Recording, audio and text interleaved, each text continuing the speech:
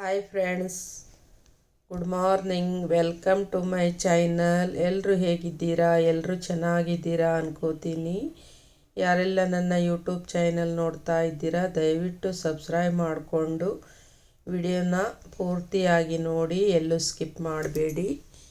ನಿಮ್ಮ ಸಪೋರ್ಟ್ ಯಾವಾಗಲೂ ಹೀಗೆ ಇರಲಿ. ವಿಡಿಯೋ ಚೆನ್ನಾಗಿ ಅನಿಸಿದ್ದಲ್ಲಿ ಒಂದು ಲೈಕನ್ನು ಕೊಡಿ, ಕಮೆಂಟ್ ಮಾಡಿ, ಹಾಗೆ ಶೇರ್ ಮಾಡಿ. ಈಗ ನೋಡಿ, ಬೆಳಗ್ಗೆ ನಾಷ್ಟ ಮಾಡ್ತಾ ಇದ್ದೀನಿ. ಇವತ್ತು ನೀರು ದೋಸೆ ಮಾಡ್ಕೋತಾ ಇದ್ದೀನಿ. ನೋಡಿ, ತುಂಬ ದಿನ ಆಯಿತು ನೀರು ದೋಸೆ ಮಾಡಿರಲಿಲ್ಲ, ಹೀಗಾಗಿ ಇವತ್ತು ನೀರು ದೋಸೆ ಮಾಡ್ಕೋತಾ ಇದ್ದೀನಿ. ನೋಡಿ, ಯಾರೆಲ್ಲ ನೀರು ದೋಸೆ ಮಾಡ್ತೀರಾ ಕಮೆಂಟ್ ಮಾಡಿ.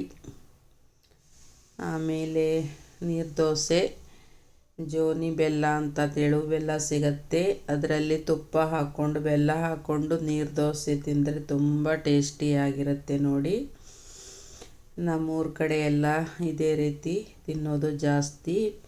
ಬೆಲ್ಲದಲ್ಲಿ ನೀರು ದೋಸೆನ ತುಂಬ ಟೇಸ್ಟ್ ಆಗುತ್ತೆ. ನೋಡಿ, ಇವತ್ತು ಅದನ್ನೇ ಮಾಡ್ತಾ ಇದ್ದೀನಿ. ಈಗ ನೋಡಿ, ದೋಸೆ ಹಾಕ್ಕೊಂಡೆ, ತಿರುವು ಹಾಕಿದ್ದೀನಿ. ನೋಡಿ, ತೆಳ್ಳಗೆ ಹಾಕ್ಕೊಂಡು ಅಕ್ಕಿನ ರುಬ್ಬಿಕೊಂಡು ರಾತ್ರಿ ನೆನೆಸಿಟ್ಟು ಬೆಳಗ್ಗೆ ನುಣ್ಣಗೆ ರುಬ್ಬಬೇಕು. ತುಂಬ ನುಣ್ಣಗೆ ರುಬ್ಬಿಕೊಂಡು ಅದರಲ್ಲಿ ರುಚಿಗೆ ತಕ್ಕಷ್ಟು ಉಪ್ಪು ಹಾಕ್ಕೊಂಡು ಆಮೇಲೆ ಈ ಥರ ತೆಳ್ಳಗೆ ಹಾಕ್ಕೊಂಡು ಮಾಡಬೇಕು. ದೋಸೆ ತುಂಬ ಟೇಸ್ಟಿಯಾಗಿರುತ್ತೆ. ಎಲ್ಲದರಲ್ಲೂ ತಿನ್ಬೋದು, ಚಟ್ನೀಲಿ, ಸಾಂಬಾರಲ್ಲಿ, ಚಿಕನ್ ಸಾಂಬಾರಲ್ಲಿ, ಎಲ್ಲದರಲ್ಲೂ ಕೂಡ ಈ ದೋಸೆನ ತಿನ್ಬಹುದು. ತುಂಬ ರುಚಿಯಾಗಿರುತ್ತೆ, ಎಲ್ಲದಕ್ಕೂ ಮ್ಯಾಚ್ ಆಗುತ್ತೆ. ನೋಡಿ, ನೀವು ಕೂಡ ಈ ಥರ ಒಂದು ಸಲ ಮಾಡಿ ನೋಡಿ ದೋಸೆನ. ಈ ಒಂದು ನೋಡಿ, ಈ ಥರ ಬೆಲ್ಲ ಮತ್ತು ತುಪ್ಪ ಹಾಕ್ಕೊಂಡಿದ್ದೀನಿ. ಈಗ ನೋಡಿ, ಹೊರಗಡೆ ಎಲ್ಲ ಮಳೆ ಬರ್ತಾ ಇದೆ. ಸ್ವಲ್ಪ ನಿಮಗೆ ಹೊರಗಡೆ ತೋರಿಸೋಣ ಅಂತ ತೋರಿಸ್ತಾ ಇದ್ದೀನಿ. ಸಿಕ್ಕಾಪಟ್ಟೆ ಮಳೆ ಇದೆ ಇಲ್ಲಿ ನಮ್ಮೂರಲ್ಲಿ, ಡೈಲಿ ಮಳೆ ಇದೆ. ಹೀಗಾಗಿ ವಾಕಿಂಗ್ ಕೂಡ ನಾನು ಹೋಗ್ತಾ ಇಲ್ಲ ಮಳೆ ಸಲುವಾಗಿ. ಈಗ ನೋಡಿ, ಮಧ್ಯಾಹ್ನ ಅಡಿಗೆ ಶುರುವಾಗಿದೆ. ನೋಡಿ, ಬೆಳಗ್ಗೆ ನಾಷ್ಟ ಎಲ್ಲ ಮುಗಿಸ್ಕೊಂಡು ಸ್ಟಿಚಿಂಗ್ ಎಲ್ಲ ಮಾಡಿಕೊಂಡು ಮತ್ತೆ ಸ್ನಾನ ಮಾಡಿ ಪೂಜೆ ಮಾಡಿ ಈಗ ಅಡುಗೆ ಮನೆಗೆ ಬಂದೆ. ನೋಡಿ, ಅಡುಗೆ ಅನ್ನಕ್ಕೆ ಇಟ್ಕೋತಾ ಇದ್ದೀನಿ, ಅಕ್ಕಿ ತೊಳ್ಕೊತಾ ಇದ್ದೀನಿ. ಇವತ್ತು ಮೆಂತ್ಯ ಸೊಪ್ಪಿನ ಪಲ್ಯ ಮಾಡೋಣ ಅಂತ ಅಕ್ಕಿ ತೊಳ್ಕೊಂಡು ಆಮೇಲೆ ಬೇಳೆ ತೊಳ್ಕೊಂಡು ಎರಡನ್ನ ಕುಕ್ಕರಲ್ಲಿ ಇಟ್ಕೋತೀನಿ. ನೋಡಿ, ಕುಕ್ಕರಲ್ಲಿ ಎರಡು ಇಟ್ಕೊಂಡ್ರೆ ಎರಡು ಆಗಿಬಿಡುತ್ತೆ ಒಂದೇ ಸಲ. ಗ್ಯಾಸು ಕೂಡ ಉಳಿತಾಯ ಆಗತ್ತೆ, ಬೇಗ ಕೂಡ ಆಗತ್ತೆ, ಬೇಳೆ ಬೇಗ ಬೇಯುತ್ತೆ. ಹೀಗಾಗಿ ಕುಕ್ಕರಲ್ಲಿ ಇಟ್ಕೋತಾ ಇದ್ದೀನಿ. ನೋಡಿ, ಈಗ ನೋಡಿ, ಬೇಳೆ ಹಾಕೋತಾ ಇದ್ದೀನಿ, ಮೆಂತ್ಯ ಪಲ್ಯ, ಆಮೇಲೆ ಟೊಮೆಟೊ ಸಾರು ಮಾಡಬೇಕಂತ ಮಾಡಿದ್ದೀನಿ. ನೋಡಿ, ಈಗ ಮೆಂತ್ಯ ಸೊಪ್ಪು ಎಲ್ಲ ಕಟ್ ಮಾಡ್ಕೋಬೇಕು. ಫಸ್ಟು ಕುಕ್ಕರನ್ನು ಇಟ್ಕೋತೀನಿ. ಇಟ್ಕೊಂಡು ಆಮೇಲೆ ಮೆಂತ್ಯ ಸೊಪ್ಪು ಮತ್ತು ಎಲ್ಲ ಈರುಳ್ಳಿ, ಎಲ್ಲ ತರಕಾರಿ, ಟೊಮೆಟೊ ಎಲ್ಲನೂ ಕಟ್ ಮಾಡ್ಕೋಬೇಕು. ಎಲ್ಲ ತೊಳೆದು ಇಟ್ಕೊಂಡಿದ್ದೆ ಬೆಳಗ್ಗೆನೇ. ಈಗ ನೋಡಿ, ಟೊಮೆಟೊ ಸಾರು ಒಗ್ಗರಣೆ ಹಾಕ್ತಾ ಇದ್ದೀನಿ. ಒಗ್ಗರಣೆ ಹಾಕ್ಕೊಂಡು ಆಮೇಲೆ ಮತ್ತೆ ಬೇರೆ ಕೆಲಸ. ನೋಡಿ, ಎಲ್ಲ ಕಟ್ ಮಾಡಿ ಇಟ್ಕೊಂಡಿದ್ದೀನಿ. ಮೆಂತ್ಯ ಪಲ್ಯಗೆ ಬೆಳ್ಳುಳ್ಳಿ ಜಜ್ಜಿಟ್ಕೊಂಡಿದ್ದೀನಿ, ಆಮೇಲೆ ಈರುಳ್ಳಿ ಕಟ್ ಮಾಡಿದ್ದೀನಿ, ಮೆಣಸಿನ್ಕಾಯಿ. ಈ ಸಾರಿಗೆ ಬೆಳ್ಳುಳ್ಳಿ ಮತ್ತು ಅಲ್ಲ ಎರಡನ್ನೂ ಜಜ್ಜಿ ಒಗ್ಗರಣೆಗೆ ಹಾಕ್ಕೊಂಡಿದ್ದೀನಿ. ನೋಡಿ, ಜೀರಿಗೆ, ಸಾಸಿವೆ, ಕರಿಬೇವು ಎಲ್ಲವನ್ನು ಹಾಕ್ಕೊಂಡಿದ್ದೀನಿ. ಈಗ ಟೊಮೆಟೊ ಸಣ್ಣದಾಗಿ ಕಟ್ ಮಾಡಿ ಇಟ್ಕೊಂಡಿದ್ದೀನಿ. ಈಗ ಟೊಮೆಟೊ ಕೂಡ ಹಾಕ್ಕೋತಾ ಇದ್ದೀನಿ. ನೋಡಿ, ಇದು ತುಂಬ ಚೆನ್ನಾಗಿ ಬೇಯಬೇಕು, ಸಣ್ಣ ಉರಿಯಲ್ಲಿ ಬೇಯಿಸಬೇಕು. ಟೊಮೆಟೊನ ಚೆನ್ನಾಗಿ ಬೆಂದ ಮೇಲೆ ಆಮೇಲೆ ನೀರು ಹಾಕ್ಕೋಬೇಕು, ಅಲ್ಲಿವರೆಗೂ ನೀರು ಹಾಕಬಾರ್ದು. ಈಗ ನೋಡಿ, ಅರಿಶಿನ ಪುಡಿ, ಆಮೇಲೆ ರುಚಿಗೆ ತಕ್ಕಷ್ಟು ಉಪ್ಪು, ಬೆಲ್ಲ, ಆಮೇಲೆ ಸಾಂಬಾರು ಪೌಡ್ರ್ ಏನಾದರೂ ಇದ್ದರೆ ಸಾಂಬಾರು ಪೌಡ್ರ್ ಹಾಕ್ಕೋಬೋದು. ಆಮೇಲೆ ಮೆಣಸಿನ ಪುಡಿ ಎಲ್ಲವನ್ನು ಸೇರಿಸಿ ಚೆನ್ನಾಗಿ ಬೇಯಿಸಬೇಕು. ಟೊಮೆಟೊನ ನೋಡಿ ಬೆಲ್ಲ ಹಾಕ್ಕೊಂಡೆ ಚೆನ್ನಾಗಿ ಬೇಯಿಸಿದ ಮೇಲೆ ಆಮೇಲೆ ನೀರು ಹಾಕಬೇಕು. ಪೂರ್ತಿ ಬೇಯಬೇಕದು, ಸಣ್ಣ ಉರಿಯಲ್ಲಿನೇ ಬೇಯಬೇಕು. ನೀರು ಹಾಕಲೇಬಾರ್ದು, ಆಮೇಲೆ ನೀರು ಹಾಕ್ಕೋಬೇಕು. ಅಲ್ಲಿವರೆಗೂ ಚೆನ್ನಾಗಿ ಬೆಂದ ಮೇಲೆ ಒಂದು ಸಾಂಬಾರು ಪುಡಿ ಏನಾದರೂ ಇದ್ದರೆ ಹಾಕಿ, ಇಲ್ಲ ಅಂದರೂ ಕೂಡ ನಡೆಯುತ್ತೆ. ಸಣ್ಣ ಉರಿಯಲ್ಲಿ ಇಟ್ಕೊಂಡಿದ್ದೀನಿ.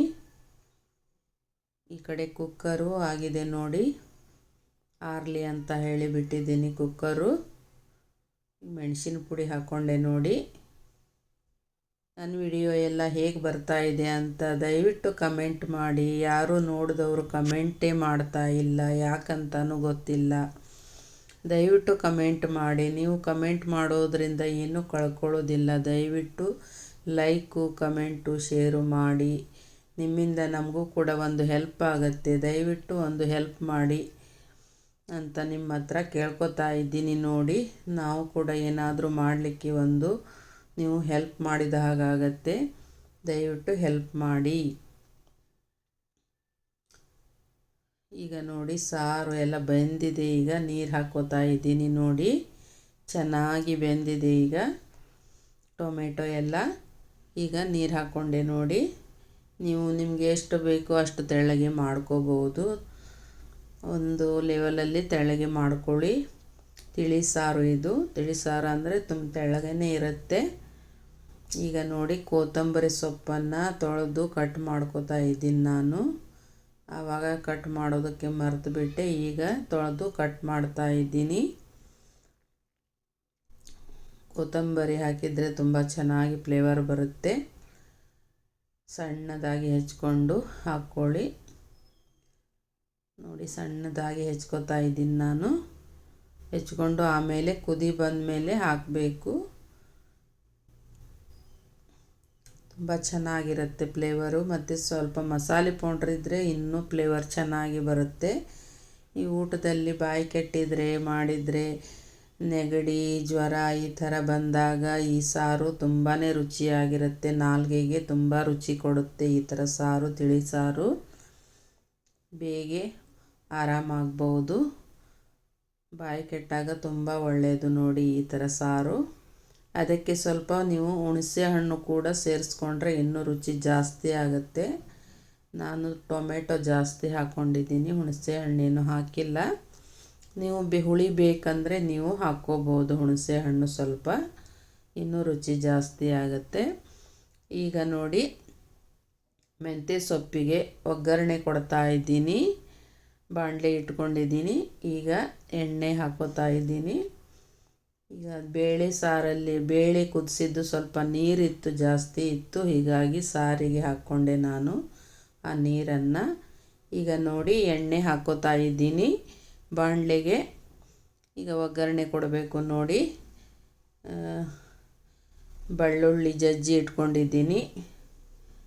ಮತ್ತು ಮೆಣಸಿನ್ಕಾಯಿ ಕಟ್ ಮಾಡಿ ಇಟ್ಕೊಂಡಿದ್ದೆ ನೋಡಿ, ಅದನ್ನು ಹಾಕ್ತಾಯಿದ್ದೀನಿ ಒಗ್ಗರಣೆಗೆ. ಈರುಳ್ಳಿ ಎಲ್ಲವನ್ನು ಹಾಕ್ಕೊಂಡಿದ್ದೀನಿ.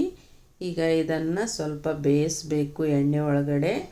ಬೇಯಿಸ್ಕೊಂಡು ಆಮೇಲೆ ನೀವು ಬೇಳೆ ಹಾಕ್ಕೊಂಡು, ಬೇಳೆ ಚೆನ್ನಾಗಿ ಬೆಂದಿದೆ, ಬೇಳೆ ಹಾಕ್ಕೊಂಡು ಆಮೇಲೆ ಮೆಂತ್ಯ ಸೊಪ್ಪನ್ನು ಹಾಕ್ಕೋಬೋದು. ಈಗ ನೋಡಿ ನಾನು ಬೇಳೆ ಹಾಕ್ಕೋತೀನಿ. ಸ್ವಲ್ಪ ಈರುಳ್ಳಿ ಬೇಯಲಿ ಅಂತ ಹೇಳಿ ಬಿಟ್ಟಿದ್ದೀನಿ. ಮೆಂತ್ಯ ಸೊಪ್ಪು ನೋಡಿ ಆರೋಗ್ಯಕ್ಕೆ ತುಂಬಾ ಒಳ್ಳೆಯದು. ಎಲ್ಲರೂ ತಿನ್ಬೋದು. ಮೆಂತ್ಯ ಸೊಪ್ಪು ತುಂಬಾ ಒಳ್ಳೆಯದು ನೋಡಿ. BP ಶುಗರು ಇದ್ದವರಿಗಂತೂ ತುಂಬ ಹೇಳಿ ಮಾಡಿಸಿದಂಥ ಸೊಪ್ಪು ತುಂಬ ಒಳ್ಳೆಯದು ಆರೋಗ್ಯಕ್ಕೆ. ಇಮ್ಯುನಿಟಿ ಪವರ್ ಜಾಸ್ತಿ ಆಗುತ್ತೆ ನೋಡಿ ಮೆಂತ್ಯ ಸೊಪ್ಪಿಂದ. ತುಂಬಾ ಒಳ್ಳೆಯದು ಮೆಂತ್ಯ ಸೊಪ್ಪು. ಈಗ ಕೊತ್ತಂಬರಿ ಸೊಪ್ಪು ಸಾರಿಗೆ ಹಾಕ್ಕೊಂಡೆ ನೋಡಿ. ಕುದಿ ಬಂದಿದೆ, ಸಾರಿಗೆ ಹಾಕ್ಕೊಂಡಿದ್ದೀನಿ. ಈಗ ಮೆಂತ್ಯ ಸೊಪ್ಪಿಗೆ ಇದು ಒಗ್ಗರಣೆಗೆ ಅರಿಶಿನ ಪುಡಿ ಹಾಕ್ಕೊಂಡಿದ್ದೀನಿ. ಆಮೇಲೆ ಈಗ ಉಪ್ಪು ಹಾಕ್ಕೋತಾ ಇದ್ದೀನಿ. ನೋಡಿ, ರುಚಿಗೆ ತಕ್ಕಷ್ಟು ಉಪ್ಪು ಹಾಕ್ಕೊಳ್ಳಿ. ಅಂದರೆ ಪಲ್ಯ ತುಂಬ ಜಾಸ್ತಿ ಕಾಣುತ್ತೆ, ಅದು ಬೆಂದ ಮೇಲೆ ಸ್ವಲ್ಪನೇ ಆಗುತ್ತೆ. ಉಪ್ಪು ಹಾಕುವಾಗ ನೋಡಿ ಹಾಕ್ಕೊಳ್ಳಿ, ಜಾಸ್ತಿ ಹಾಕ್ಕೋಬೇಡಿ. ಆಮೇಲೆ ಬೇಕಾದರೆ ಹಾಕ್ಕೋಬಹುದು, ಯಾಕಂದರೆ ಪಲ್ಯ ಎಲ್ಲ ನೀರು ಬಿಟ್ಕೊಂಡ್ಬಿಡುತ್ತೆ, ಸ್ವಲ್ಪನೇ ಆಗುತ್ತೆ. ಅದು ನೋಡಲಿಕ್ಕೆ ಅಷ್ಟೆಲ್ಲ ಪಲ್ಯ ಕಾಣುತ್ತೆ, ಆದರೆ ಬೇಗ ಬೆಂದು ಬಿಡುತ್ತೆ, ನೀರು ಬಿಡುತ್ತೆ ಅದರಲ್ಲಿ. ನೀವು ಸ್ವಲ್ಪನೂ ಅದರಲ್ಲಿ ನೀರು ಹಾಕ್ಕೋಬಾರ್ದು. ಬೇಳೆಲಿ ಕೂಡ ನೀರಿದ್ದರೂ ಕೂಡ ಅದನ್ನು ಸಾರಿಗೆ ಅದು ಯೂಸ್ ಮಾಡ್ಕೊಳ್ಳಿ, ಅದರಲ್ಲಿ ಹಾಕ್ಕೋಬೇಡಿ ಬೇಳೆಲಿದ್ದರೆ, ಯಾಕಂದರೆ ನೀರು ಬಿಟ್ಕೊಂಡ್ಬಿಡುತ್ತೆ ಮೆಂತ್ಯ ಸೊಪ್ಪು. ಹೀಗಾಗಿ ನೀರು ಹಾಕ್ಲಾರ್ದೇ ಮಾಡಿ. ನೋಡಿ, ಈಗ ನೀರು ಬಂದುಬಿಡುತ್ತೆ ಅದರಲ್ಲಿ. ಮತ್ತು ಅದು ನೀರೆಲ್ಲ ಇದು ಮಾಡೋದ್ರಲ್ಲಿ ತುಂಬ ಗ್ಯಾಸ್ ಖಾಲಿ ಆಗಿಬಿಡುತ್ತೆ. ನೋಡಿ, ನೀರು ಹಾಕಲಾರ್ದೆ ಮಾಡಿದರೆ ಒಳ್ಳೆಯದು. ಮತ್ತು ಮೆಂತ್ಯ ಸೊಪ್ಪಿನ ಪಲ್ಯ ಕೂಡ ಚೆನ್ನಾಗಿರುತ್ತೆ ನೀರು ಹಾಕಲಾರ್ದೆ ಮಾಡಿದರೆ. ನೀರು ಹಾಕಿದರೆ ತುಂಬ ಬೇಯಿಸಬೇಕಾಗತ್ತೆ. ನೋಡಿ, ಈಗ ಆಯಿತು. ನೋಡಿ, ಮೆಂತ್ಯ ಸೊಪ್ಪಿನ ಪಲ್ಯ, ರುಚಿ ರುಚಿಯಾದ ಮೆಂತ್ಯ ಸೊಪ್ಪಿನ ಪಲ್ಯ ಆಯಿತು. ಈಗ ನೋಡಿ, ಈ ಕಡೆ ಸಾರು, ತಿಳಿ ಸಾರು ಕೂಡ ಆಯಿತು. ಈ ಮಳೆಗಾಲದಲ್ಲಿ ಈ ಥರ ತಿಳಿ ಸಾರಿದ್ದರೆ ತುಂಬಾ ಟೇಸ್ಟಿಯಾಗತ್ತೆ ಊಟ. ಹಾಗೆ ಮೆಂತ್ಯ ಸೊಪ್ಪು ಕೂಡ ತುಂಬ ಟೇಸ್ಟಿಯಾಗಿರುತ್ತೆ. ರುಚಿ ರುಚಿಯಾದ ಮೆಂತ್ಯ ಸೊಪ್ಪಿನ ಪಲ್ಯ, ತಿಳಿ ಸಾರು ತುಂಬಾ ಟೇಸ್ಟಿಯಾಗಿರುತ್ತೆ ನೋಡಿ ಊಟ. ನೀವು ಕೂಡ ಈ ಥರ ಮಾಡಿ ಕಮೆಂಟ್ ಮಾಡಿ. ಈಗ ನೋಡಿ, ಸಂಜೆ ನೋಡಿ, ಈಗ ಸಂಜೆ ಅಂದರೂ ಕೂಡ 4 ಗಂಟೆ ಆಗಿದೆ. ಈಗ 4 ಗಂಟೆಗೆ ನಾನು ಸ್ಟಿಚಿಂಗ್ ಮಾಡೋದಕ್ಕೆ ಕೂತಿದ್ದೀನಿ ನೋಡಿ. ಮತ್ತು ಸಂಜೆ ಇದೆಲ್ಲ ಬ್ಲೌಸ್ ಅರ್ಜೆಂಟ್ ಇದೆ, ಬ್ಲೌಸು, ಅದಕ್ಕಾಗಿ ಸ್ಟಿಚಿಂಗಿಗೆ ಕೂತಿದ್ದೀನಿ. ಮತ್ತು ಎಲ್ಲನೂ ಮಾಡ್ತಾಯಿದ್ದೀನಿ ನೋಡಿ. ಸ್ಟಿಚಿಂಗ್ ಎಷ್ಟೇ ನಾವು ಕುಂತು ಮಾಡಿದರೂ ಕೂಡ ತುಂಬ ಸಮಯ ನಮಗೆ ಬೇಕಾಗುತ್ತೆ ಸ್ಟಿಚ್ಚಿಂಗಲ್ಲಿ. ಒಂದು ಬ್ಲೌಸು ನೋಡಿ ಕಟ್ಟಿಂಗ್ ಮಾಡಬೇಕು, ಆಮೇಲೆ ಸ್ಟಿಚ್ಚಿಂಗ್ ಮಾಡಬೇಕು, ಆಮೇಲೆ ಹೆಮ್ಮಿಂಗ್ ಮಾಡಬೇಕು. ಕೆಲವರು ಇಸ್ತ್ರಿನೂ ಕೂಡ ಮಾಡ್ತಾರೆ. ನಾನು ಇಸ್ತ್ರಿ ಮಾಡೋದಕ್ಕೆ ಹೋಗೋದಿಲ್ಲ, ಯಾಕಂದರೆ ನನಗೆ ಇಸ್ತ್ರಿ ಮಾಡೋಕ್ಕೆ ಹೆದರಿಕೆ ಬರುತ್ತೆ. ಎಲ್ಲೂ ಸುಟ್ಟು ಹೋಗುತ್ತೋ, ಬ್ಲೌಸ್ ಏನಾಗುತ್ತೋ ಅಂತ ತುಂಬ ಹೆದರಿಕೆ ಬರ್ತಾ ಇದೆ. ಹೀಗಾಗಿ ನಾನು ಇಸ್ತ್ರಿ ಮಾಡೋದಕ್ಕೆ ಹೋಗೋದಿಲ್ಲ. ಅವರಿಗೆ ಮೊದಲೇ ತಿಳಿಸ್ಬಿಡ್ತೀನಿ ನಾನು ಇಸ್ತ್ರಿ ಮಾಡಲ್ಲ ಅಂತ ಹೇಳಿ.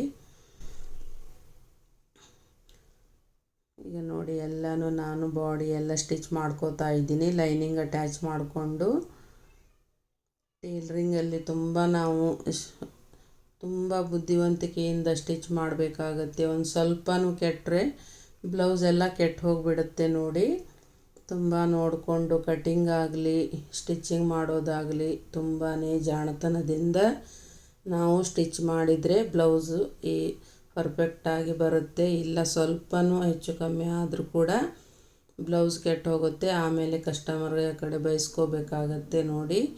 ಆಮೇಲೆ ನಾವು ಕಸ್ಟಮರನ್ನು ಕಳ್ಕೋಬೇಕಾಗತ್ತೆ. ಈ ಥರ ನಾವು ಟೈಲರಿಂಗಲ್ಲಿ ತುಂಬ ಜಾಣತನದಿಂದ ಎಲ್ಲನೂ ಮಾಡ್ಕೋಬೇಕು ನೋಡಿ ಅವ್ರ ಕಡೆ. ಈಗ ಒಬ್ಬೊಬ್ಬರು ಒಂದೊಂದು ಥರ ಕಸ್ಟಮರ್ ಇರ್ತಾರೆ, ಎಲ್ಲನೂ ನಾವು ನಿಭಾಯಿಸ್ಕೊಂಡು ಹೋಗಬೇಕಾಗತ್ತೆ. ಕಸ್ಟಮರ್ ಹತ್ರ ನಾವು ಚೆನ್ನಾಗಿ ಸ್ಟಿಚ್ ಮಾಡಿಕೊಟ್ರೆ ಅವರು ಇನ್ನೊಂದು ಸಲ ನಮ್ಮ ಹತ್ರನೇ ಬರ್ತಾರೆ, ಬೇರೆಲ್ಲೂ ಕೂಡ ಹೋಗೋದಿಲ್ಲ. ಆ ಥರ ನಾವು ಕಸ್ಟಮರ್ನ ನಾವು ಚೆನ್ನಾಗಿ ಇದನ್ನು ಮಾಡ್ಕೋಬೇಕು. ನಮ್ಮ ಕಡೆ ಬರೋ ಹಾಗೆ ಅವರಿಗೆ ಚೆನ್ನಾಗಿ ಸ್ಟಿಚ್ ಮಾಡಿ ಕೊಡಬೇಕು ನೋಡಿ. ಕಸ್ಟಮರ್ ಹತ್ರ ಚೆನ್ನಾಗಿ ಮಾತಾಡಿ ಈ ಥರ ಮಾಡಿದಾಗ ನಮಗೆ ಕಸ್ಟಮರು ಜಾಸ್ತಿ ಆಗ್ತಾರೆ. ಮತ್ತೆ ಸಿಗೋಣ ಮುಂದಿನ ವಿಡಿಯೋದೊಂದಿಗೆ. ನಮಸ್ಕಾರ.